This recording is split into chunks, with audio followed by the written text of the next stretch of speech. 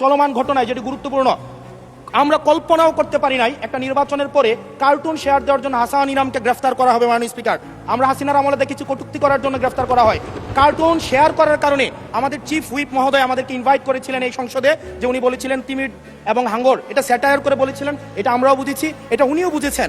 কিন্তু মাননীয় স্পিকার, দুঃখজনক বিষয় হচ্ছে যে এই কার্টুনটি শেয়ার করার কারণে আমাদের মাননীয় চিফ হুইপ মহোদয়ের এক কর্মী মামলা করেছে 25 ধারায়। যেই মামলা 25 ধারায় যদি সংক্ষেপে বলি, আপনি মাননীয় স্পিকার, মাননীয় সদস্য, এক মিনিট মাননীয় স্পিকার, আমরা এমনি সুযোগ পাই না, সুযোগ দেওয়া হয় ঠিক না। আছে, আমরা কবে ট্রেজারি ব্রাঞ্চে যাব, 45 মিনিট ধরে কথা বলবো, অবশ্যই বলবো, অবশ্যই ইনশাআল্লাহ। মাননীয় সদস্য, আপনি একটু শেষ করুন দয়া করে। এক মিনিট মাননীয় স্পিকার, 25 ধারায় রয়েছে, যে বিধিতে মামলা হয়েছে 25 ধারায় রয়েছে যৌন নির্যাতন করা হইলে, সংক্ষেপে বলছি, তাইলে এই ধারায় মামলা করা হবে। কিন্তু মাননীয় স্পিকারের মাননীয় হুইপ মহোদয়ের যেই মিমটি শেয়ার করা হয়েছে, সেখানে কোথায় যৌন নির্যাতন করা হয়েছে?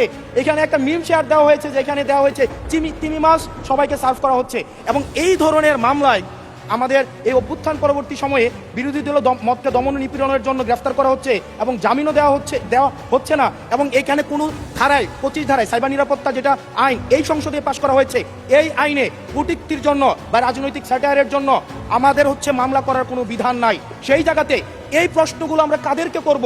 যদি আমাদের এই মৌখিক প্রশ্ন উত্তর পর্বটি যদি আপনারা বাদ দিয়ে দেন, তাহলে আমরা কাদের কাছে প্রশ্ন করব? এটা একটা মনোলগ সেশন হবে, এখানে সবগুলো স্ক্রিপ্টেড থাকবে, মন্ত্রণালয় থেকে যে উত্তর রেডি করে দিবে সেটাই। আমাদের মন্ত্রীরা কাজ করছেন, পরিশ্রম করছেন, কিন্তু আমাদের সাথে তাদের যে জবাবদিহিতার যে সম্পর্কটা, এই সম্পর্কটা এই সংসদে নিশ্চিত হচ্ছে না। এবং আমি মনে করছি রুলস 163 ও এই বিধি অনুযায়ী আমার অধিকার বঞ্চিত করা হচ্ছে।